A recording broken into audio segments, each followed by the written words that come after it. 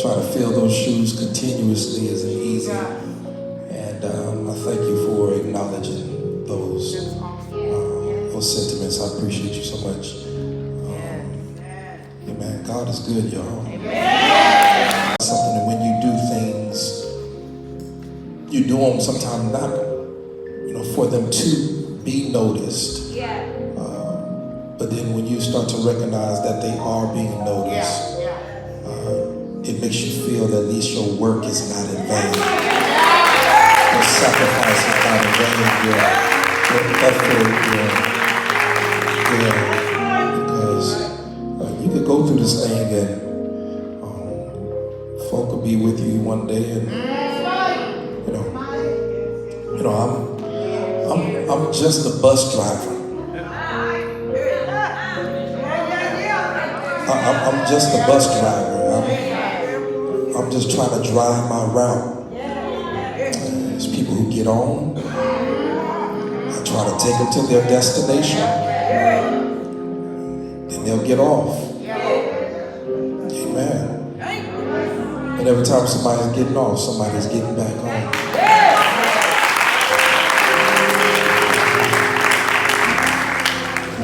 Sometimes it's a full bus. Sometimes it's an empty bus. But one thing that I always want to make sure is happening, that my bus keeps on rolling.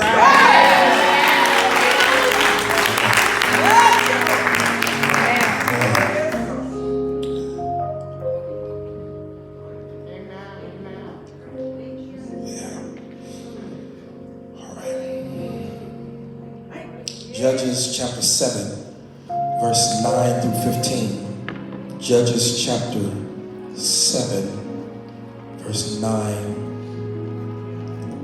through 15.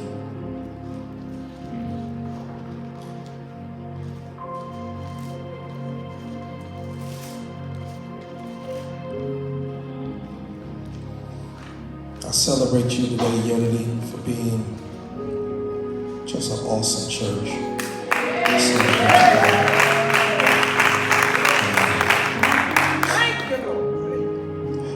The Bible records in Judges chapter 7, beginning at verse number 9. And it happened on the same night that the Lord said to him being Gideon, arise, go down against the camp, for I have delivered it into your hand. But Gideon, if you are afraid to go down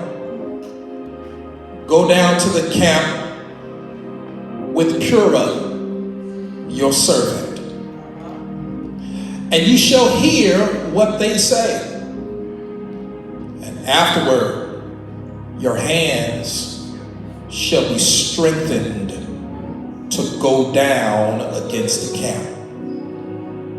Then he went down with Purah, saying that he was scared, right?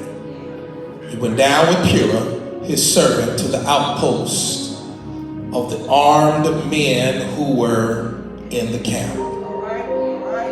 Now the Midianites and the Amalekites, all the people of the east, were lying in the valley as numerous as locusts, and their camels were without number, as the sand by the seashore in multitude. And when Gideon had come, there was a man telling a dream to his companion. He said, I have had a dream. To my surprise, a loaf of barley bread tumbled into the camp of the Midian, and it came into a tent and struck it so that it fell and overturned, and the tent collapsed. Then his companion answered and said, this is nothing else but the sword of Gideon, the son of Joash, a man of Israel. Into his hand God has delivered Midian and the whole camp. And so it was, when Gideon heard the telling of the dream and its interpretation, that he worshiped. He returned to the camp of Israel and said, "Arise, for the Lord has delivered the camp of Midian into your hand." All I need is a word. That's what I want to talk about today. Amen. Somebody just look at somebody, because we ain't touching today. Amen. Say, all I need is a word. All I need is a word. Amen. All right now. Go down to the camp, for I have given it, and I've given it to your hand, I already have. You're not even down there yet, but I've already given it to you. We're living, church, in a time and even in a season where a person's word doesn't mean anything anymore. Come on. Yeah. There's a time that we're in that somebody's word doesn't hold no weight at all. But I can recall that there was a time when a person gave you their word and you were able to take that word to the bank. In this day and time, more often than not, a person's word written is an account of integrity with insufficient funds. There was a time, I could recall being with my father, when you could give your word to the man at the corner store that you was running a little short this week. But soon as you got paid, I'll be back with the rest of the money. And they'll let you take what you need because they knew your word. There was a time when you used to go to your neighbor's house and ask in the colloquial vernacular, "Let me hold a little something." And as soon as you got back, you say, "As soon as I get back on my feet, I'll give it back to you." Some of y'all still got folk that owe you $5, $20, $100. Some of us even more. There was a time, church, in business when two persons in business could shake hands and walk away from the table because they gave each other their word. Now when you get involved in anything, buying a home, buying a car, even dating one another, you got to sign multiple papers until your hand starts to cramp. Because we're living in an age of clauses and contracts. We're living in an age of prenuptials and waivers. We're living in an age of releases and wills and memorandums. That you don't just sign one thing, you have to sign a bunch of things to ensure that your word will be credible. Because now your word, church, is not enough. Not only is your word not enough, but it was a time when your name meant something. I wish I had some witnesses. I got quiet over already. Unfortunately, one of the things we do in the spirit realm is we impose psychology on our theology. We impose psychology on our theology. What do you mean? Because a person's word is no longer enough, and because we experience it being broken so many times, it has created a psychological barrier within the framework of our mind that nobody we come into contact with, whether they're saved or not saved, can be trusted. Y'all have to understand, we are at a place that when we import or project this physiological or psychological reality over into our theological contents. Watch this, church, that we begin to equate God with people. Our lack of trust for people, our lack of trust for individuals, our lack of trust for the church, our lack of trust for the pastor, our lack of trust for leadership, our lack of trust for those who are in our family, our lack of trust for those who are supervisors and managers, our lack of trust for anything that we come in contact with, we start to equate God with the same people. Because nobody else keeps his or her word with me. So why should God be taken serious? God can't be taken at his word, because in the psychosis of my own reality and heartbreak, that nobody's word has shown me that I can be confident and comfortable that what they said they will do. How many of y'all can testify that you right there, you're listening with attentive ears because you want to find out the solution on how I can handle people who are fickle? Who in here knows that you got some folk around you who understands, who literally displays rather that loyalty is no longer a commodity? Y'all, nobody is committed, nobody's loyal, and here is the quandary that we get in with God and with his word. He doesn't make it easier to take his word, because the word God speaks to us, church, doesn't make any sense with the things we see going around us, the stuff that's around us, the atmosphere that we might be in. Listen, we're at a place with God, so I'm asking the question, how do we take God at his word when I see the stuff around me don't make sense to make his word be true? We can act like we already there. We're always faithful. We always believe immediately. We always trust God's move. No, y'all can come in here and act like because you got up early this morning that you understand that, yeah, I'm just believing God. No, yeah, you just using statements and phrases that you heard in church. But when the rubber needs to roll, the question is, do you really believe God can do what God can do?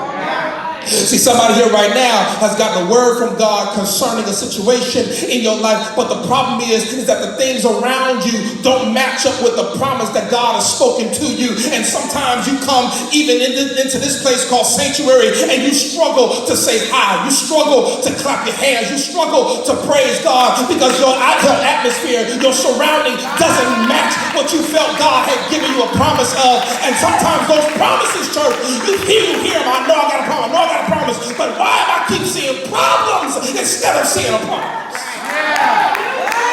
Why do I keep experiencing pain when he said I had a promise? Why am I struggling with this? Here it is, church. You're holding on to the promise because the only thing you have left is his word. I don't know if there's anybody here today who says, that's all I got left is his word. That's all I got. I don't have anything else. Yeah. Look at that neighbor and say, I just need a word. I just need a word. I just need an answer. Here's what we miss. Here's what we miss. The promises from God are not just opportunities for you to gain more substance, but they are also opportunities for you to grow more in your faith. You see how many people doubt? Not many want to clap to that. Nobody wants to really praise God for that, because we always want to have opportunities where we gain more. But if God says sometimes my promise is to put more faith in you. See, the Bible declares that the thing that pleases God is your faith, not your stuff. So that God will give you an opportunity that is a pleasurable moment for him. Y'all missed it. He's giving you some things and opportunities and privileges that will, watch this, y'all, make something be palatable for him, not not so much for what you want. That's right. See, if my faith pleases him, then I have to be in a situation where I would have to exercise my faith. Yeah. Can I walk slow with y'all just a little bit? Here it is, y'all. So God sometimes and will at times orchestrate an opportunity where I then have to exercise my faith in order for me to get the pleasure out of life for him. Y'all ain't saying nothing. Sometimes God has to put me in a fix. He has to put me in a bind. He has to put me in a conundrum. He has to put me in a quandary. He has to put me in a plight or an issue for me to really begin to exercise my faith. And when I exercise my faith, then God says, now I'm getting glory out of what you're going through. And you're saying, God, but it hurts. He said, but you have to understand, glory's coming. I said, but God, I don't like it. He said, but no, you have to understand, glory is coming. God, I can't stand it, but glory is coming. See, some of y'all already throw in the towel before glory finishes. See, one thing you have to understand, God says, I'm getting glory, but as more I get glory, the more I'm getting ready to deposit something onto you. Y'all got to understand. We do not shine as light because we have light. We shine of light because he is the light. And the brighter he gets, the more I can reflect. Y'all ain't saying nothing. And the more I reflect him, the more people see that God has some good works. Y'all ain't talking to me. Yes, it was hurt me, but I kept shining. I kept being brighter. And they kept saying, I can't seem to understand what you're talking about. You don't look like what you're going through. And you say, I don't even understand that. Because watch this, the reason why you don't look like what you're going through is because you're a reflection of the glory that God got out of your pain and your problem.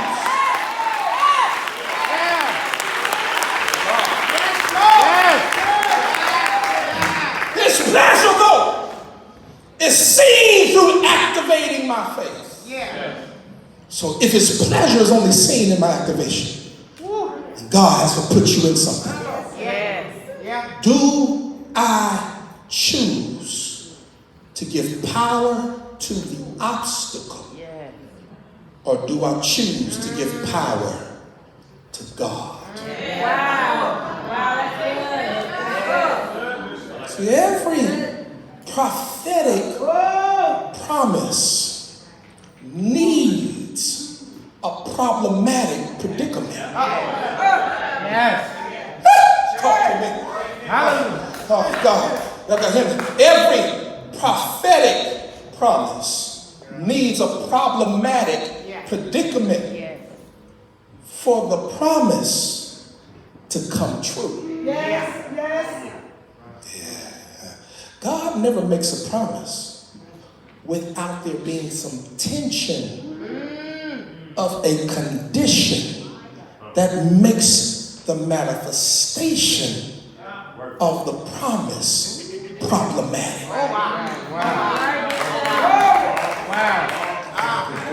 I said, God never makes a promise without the tension of a condition that makes the manifestation of the promise problematic. God never shoots an arrow without first putting tension on the bow. Oh, come on with me, y'all. He does that because he not only is after just getting you the promise, he's after you exercising your faith. You can't exercise your faith without a problematic predicament. Oh, come here, church, come here. Because if there is no problem in the way to make a choice, then you never needed faith. I got faith in God for what? To get through what? To handle what? To deal with what? Oh, come on. See, God, listen. Because if there's no problem in the way, then you don't need faith. You can't exercise faith without a problem. That's good. Come on, church. Come on. Every time you have to exercise faith, you can attach a problem to it. And it is not faith when you take the job and it's the only job or it's the job that's making the most money. That ain't faith. That's just a good move. It takes faith when the job is outside of California and you already got a job, when the job is more money and you have to figure out, is this God or is this my flesh? Y'all hear me? See, God got a lot of nerve, church. Yes, he does. Because he will speak what shall be in spite of what is. Y'all walk with me? I ain't losing y'all. Come here. Have you ever been in a faith dilemma? Anybody ever been in a faith dilemma? Talk to me, church. Come on. And you have to choose if you're going to take him at his word or you were just going to trust the reality of your world, where you're going to take in truth, or were you just going to trust in facts? Were you going to take in the truth, or were you just going to trust the facts? Because I've come to discover that facts and truth don't always match. Wow. How many can testify to that? They don't always match. They don't always match. Because facts is what I see and truth is what he said. Facts is what I'm experiencing. Truth is what he exposes. Y'all ain't saying that. And because I deal with facts and I have to deal with truth, sometimes I'm in that dilemma of trying to figure out which one is it. And sometimes what he says and what I see doesn't match. So I gotta trust what he says, even though I don't see what he says. No, holler at your neighbor, don't touch him, just holler at him and say, neighbor, hang in there with the truth, hang in with the truth. The facts gonna stack up against you, but truth is always gonna win at the end. Yeah, fact, I don't have nothing but lint balls in my pocket. Truth. And my God shall supply all my need according to the riches of glory. Fact, these people are getting on my last nerves and trying to attack my character. Truth, no weapon formed against you shall be able to prosper. Fact, I'm sick. Truth, he's bruised from my iniquities, and the chastisement of my peace was upon him, and I am healed. Fact, I can't sleep at night. Truth, he neither sleeps nor slumbers. Ask your neighbor, which one are you going to trust, the fact or the truth? I wish I had some witnesses in here who could just say, I'm just going to go ahead and go with the truth, because truth is always weighing out heavier than whatever fact I'm going through. Because every time I was sick, he healed my body. Every time I was tired, he gave me strength. Always say nothing. Every time I felt like giving up, he stepped in right on. Always say nothing. This is where Gideon is. Don't let me get ahead of myself. This is where Gideon is in the text. And the entire encounter that God has with Gideon is phenomenal. Read the story of Gideon as much as you can, because he's been exercising in faith. Because when you go back to God and Gideon from the beginning, God started out tripping. Yeah. Oh my. I'm going to say it again. Yeah, no, for real, I said that. Yeah, God started out tripping. God started out this relationship with Gideon wilding out. God came to Gideon saying, mighty man of valor, of war. And Gideon ain't never fought nobody. Anybody ever came to you and said, you know, and they came with you trying to pump you up. They said, yeah, they set you up, mama. They set you up. You all hyped, but you start saying, wait a minute. I ain't never had a fight. What do you mean, mighty man? So he stepped to Gideon, and he stepped into him, watch this, and he's forcing him to exercise his faith. Wow. Come here. If that wasn't enough, Gideon says, if you say I'm a mighty man of war, then that's who I am. Got the army together. God says, hold up. I'm going to give you this victory, but I can't hand it to you with all these people, because you might make the mistake of thinking you did it and not me. Oh, yeah. I wish I had somebody here today who God says, yeah, ooh, I see you rolling in that. And all of a sudden you go down, you go get it. God says, no, take it back. And whoa, wait. I done showed it to everybody in the neighborhood. That's not, you know. God says, I'm going to downsize your resources to the point that you have to make a faith choice to think whether or not what I told you in the beginning is still even possible. I'm trying to get some. I need more like Sean. Well, I need about four more over here. Y'all help me out. Has God ever downsized your resources and then told you, now trust me? Yeah. Has he ever brought it all the way down? Y'all ain't said that. Have you ever said, okay, I want you to live off $5 this week? What in the world? I can't even go to McDonald's for $5. Y'all ain't talking to me. Y'all ain't playing. Come on now. Has God ever downsized your resources and said you're going to trust me?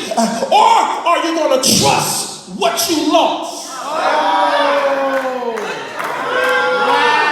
I'm telling you right now, people, God, this I'm really talking to me right now because I want you to understand. Sometimes we get more consumed and somewhat confused and jacked up by what we lost. We're more attentive to what's been lost than what you got left.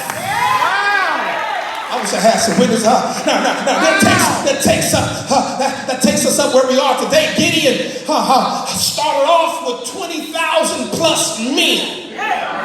God brought him down to 300. Y'all don't understand. Y'all think that's a jump. 20,000 down to 300. Yeah. Y'all, let's come on. Y'all. You went from you went from a double down to a little White Castle.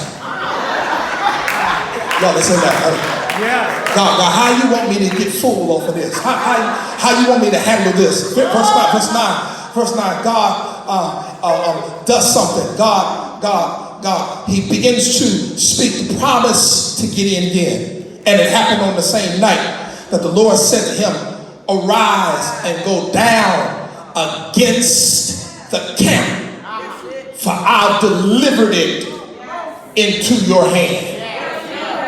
Go down to the camp, for I have delivered it into. If somebody heard that from God, would you get up? Just run on down to the camp? Sure it will. Yeah, because you got faith in God, correct? I've already given you the victory. You have not fought yet, but I've already given you the victory.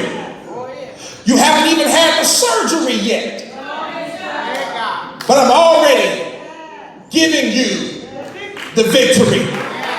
They haven't even hired you yet, but I'm already giving you the victory. Y'all listen to that? See, some of y'all claim you would believe God when he gave you the word, but some of y'all done got a word and you're still sitting there waiting on God to say something else.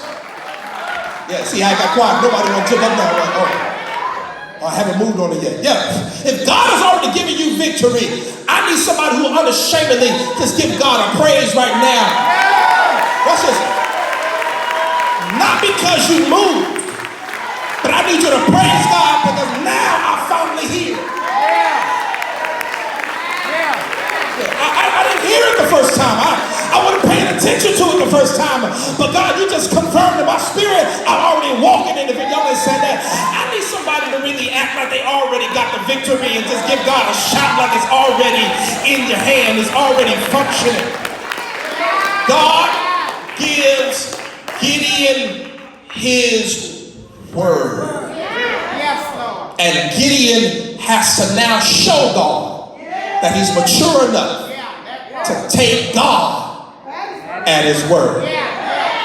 So watch what God does. He blesses me. In the midst of you having to make a difficult faith choice, now, number one, God has enough grace to work with your weakness. Wow.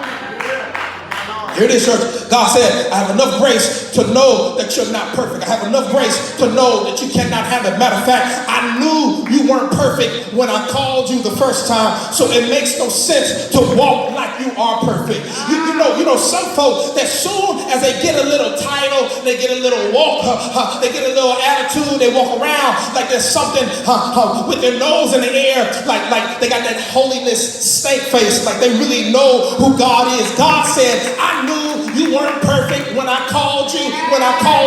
He will work with your weakness. See, it's in the text, people, God, but you got to watch the text analytically, and you have to watch the text carefully, because watch what God says and what Gideon does. God says, if you are scared, this is what you should do.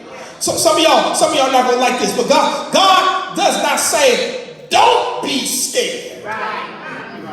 See, there's a difference in fear and the spirit of fear.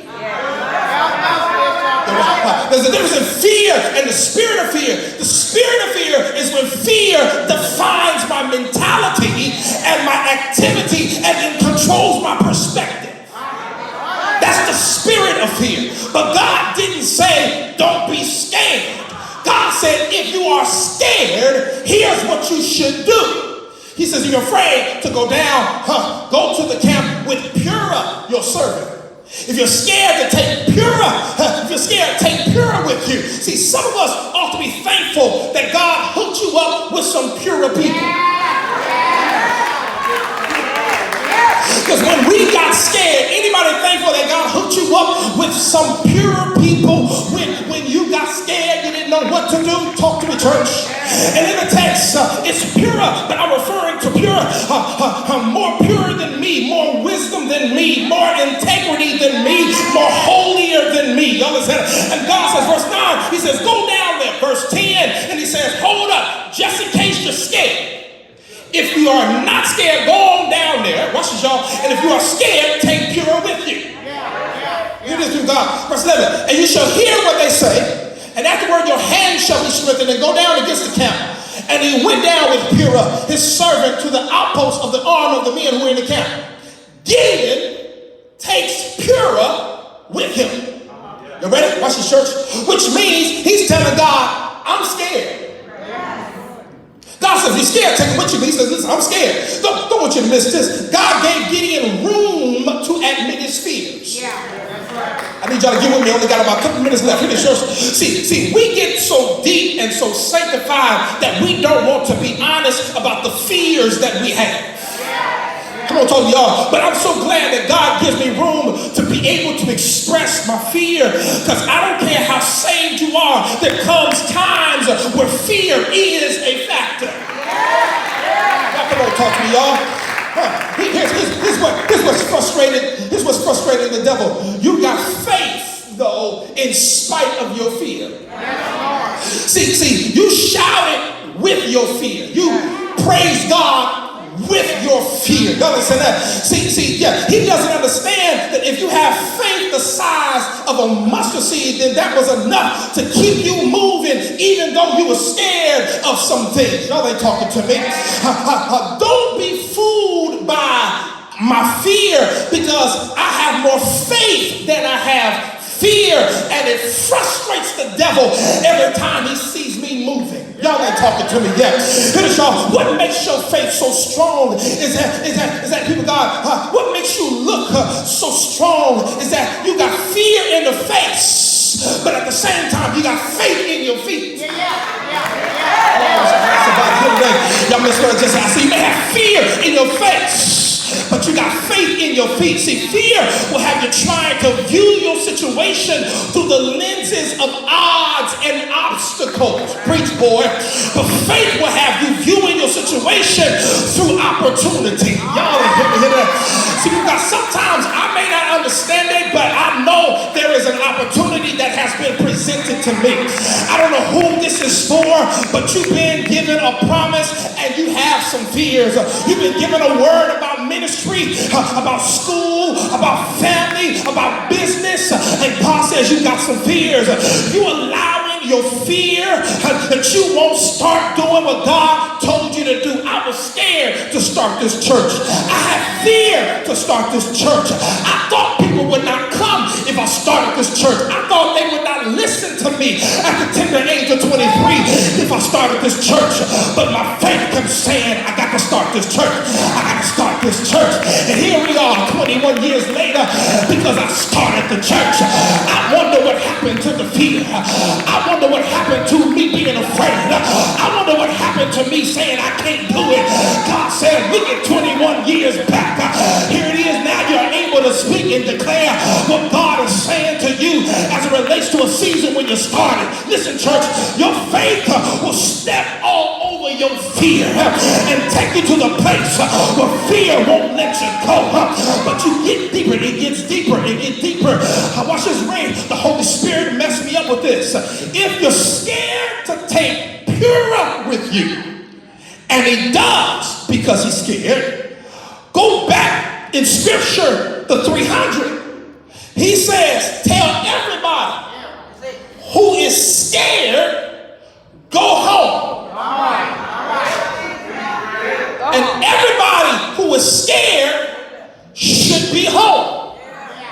But we see now Gideon is scared, and he should be home with everybody else who is scared that he's sent home. He's disqualified based on what he does.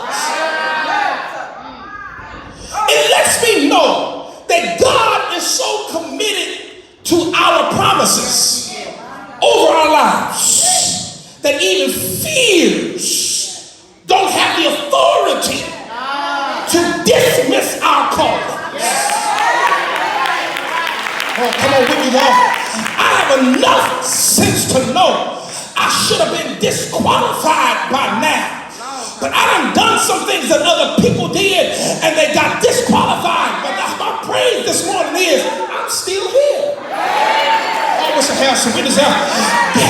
Gideon should be home, but God kept him. Is there anybody in the house this morning who knows that you have done some things that other people did, but God did not send you home? Y'all ain't saying nothing. As a matter of fact, I need somebody who unashamedly can give God a thank you that he did not send you home, even though you was guilty like everybody else. You got caught in the hole without your hole pants. You got caught cussing out the teacher. Y'all ain't saying nothing, and God did not send. You want to know why I run around the church? You want to know why I praise him? You want to know why I thank him? Because what they did and they got put out, I'm still here and God's still making a way. I dare you to look at a neighbor real quick and tell them, neighbor, this is what favor looks like. That even after all of what I've gone through, God still ain't gave up on me yet. I wish I had some witnesses here. Well, favor ain't fair, but I must show enough, thank God, that he did not get rid of me. I've been here high as a kite, still here. Y'all ain't said nothing. Drunk as a skunk, still here. Slept with Lottie, Dottie, and everybody, but still here. Hung out with the wrong crowd, still here. Uppers and downers, Molly's, and Lee, still here. God says, if you're scared, I still got my hand on you. If you're scared, I'm still gonna move on your behalf. If you're scared, my grace is still.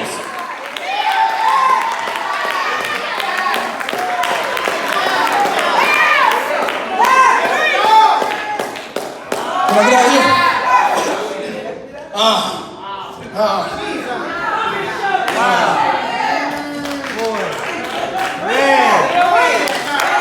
Gideon is just meeting the Lord.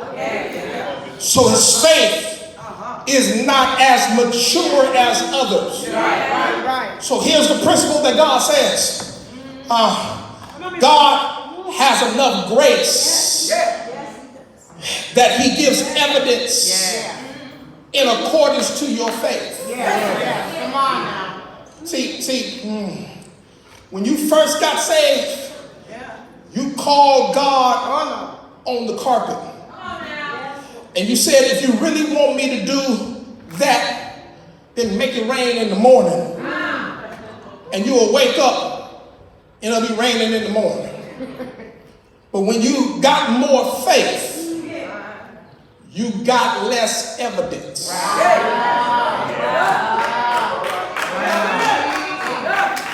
I'm sorry, y'all. I'm going to make it. Don't worry, y'all. I'm all right. Yeah. I got faith. Here it is, y'all. When your faith would begin to grow, God would remove the evidence to see if you've grown enough just to stand only on his word.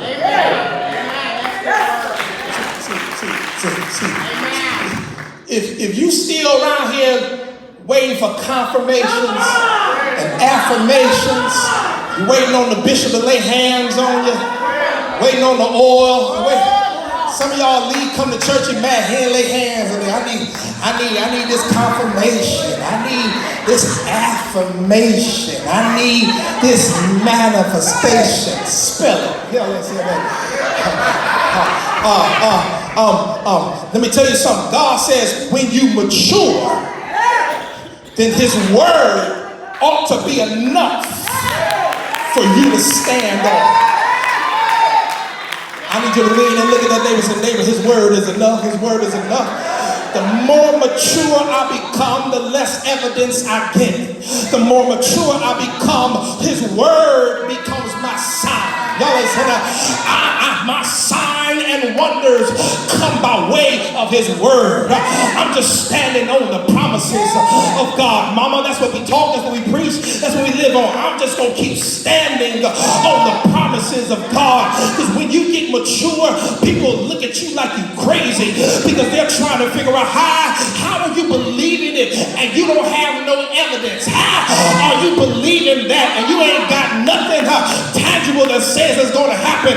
They waiting for a deep answer. They waiting for something deep. Yeah, come on. You know, we talk about a ray. They want it deep, doc. That's deep. They want it deep. Oh, I'm waiting for the deep, doc. No, ain't nothing that deep because the simple is the answer. Yeah, and as simple as it is, y'all listen, less is more nowadays because faith is the substance of things hoped for and the evidence of things that are not yet seen. There's something about God that makes me know that after people got that if he said it's going to come to pass, there is someone in the room today who will trust God to know that I may not have the money, I may not have the resource, but because God said it's going to happen, I've got my head on a swivel. I don't know which way it's coming. I don't know who done showed up today that God says I've got to make it happen through them. I wish I had some witnesses in the house today. Sometimes that's the reason why you got to be careful with your attitude and with your looks and with your demeanor,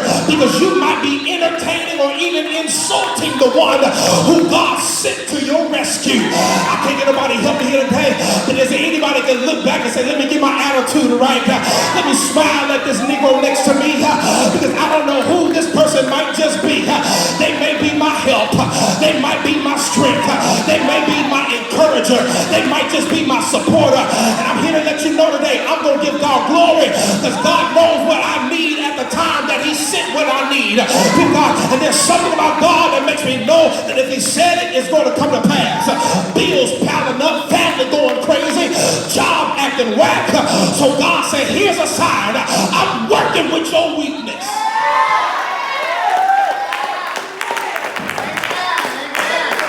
Get out of here. Gotta go.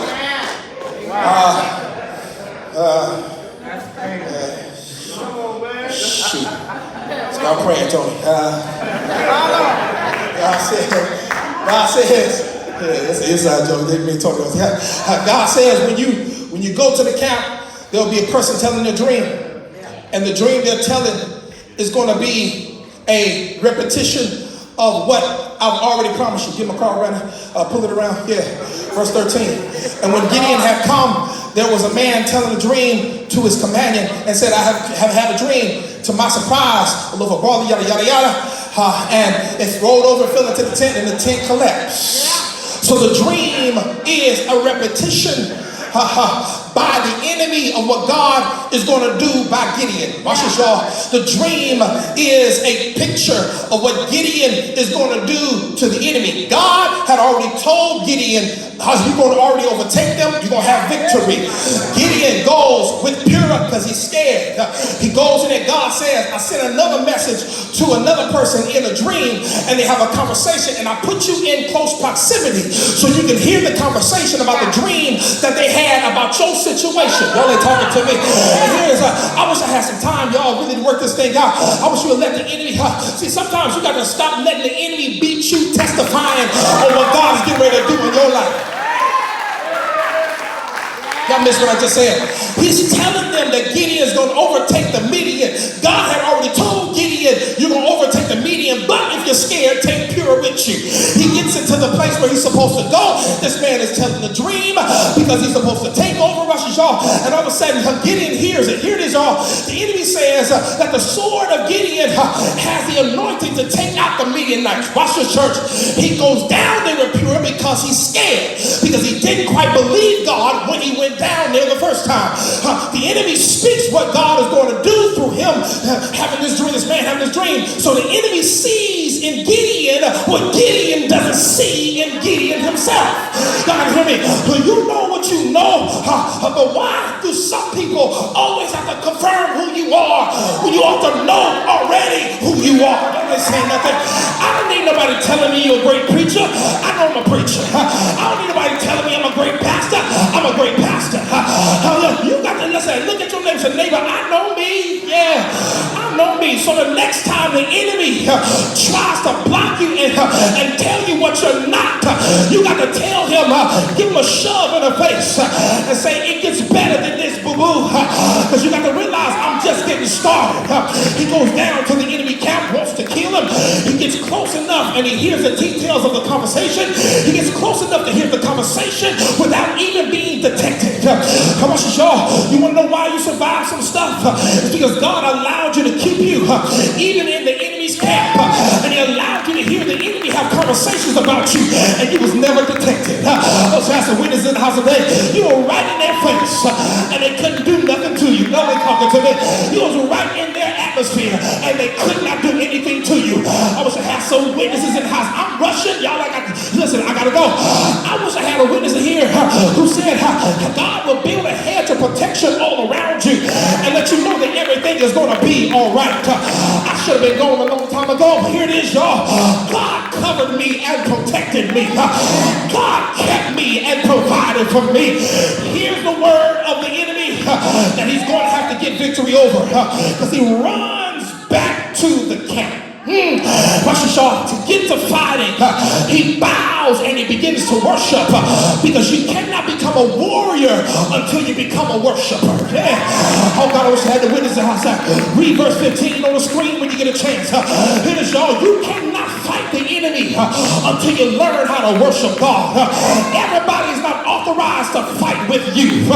Everybody's not right there to be right there with you. You better find somebody who knows how to get a word to God. You better find somebody who knows how to worship God in spirit and in truth, and get their prayer language. The reason church folk lose and the reason why church folk whine and complain is because they always got folk around them who are not strong enough to be able to fight. Notice two things real quick, and I'm getting ready to run out of here. Here it is. Where does it hit? When he does it, how does it not go back? How does it doesn't he do it in the enemy's territory? Let me say it again. Can I correct some languages here, y'all? God says, I'm looking for a worshiping church that knows how to get my glory. Here it is. Two things.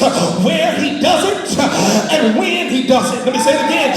Where he does it and when he does it. He does not go back. He does it on enemy territory. I need somebody help me real quick. The next time you're in the middle of a fight, throw your hands up and start worshiping. The next time you're in a chaotic situation, get inside the court house, throw your hands up, start worshiping. Get inside a doctor's office, throw your hands up, start worshiping. People, God, I wish I had some witnesses. Notice what he does. He still has not fought the fight yet. The battle is still ahead of him. But because he's taking God at his word, he doesn't wait till the battle is over. He starts to praise him right there. Good evening, church. I see you on Tuesday, but look at your neighbor as a neighbor. I'm still gonna praise him. It has not fought yet, but the battle is not over. It belongs to the Lord. Still here, still in the house, still got power, still got strength, still got authority, still got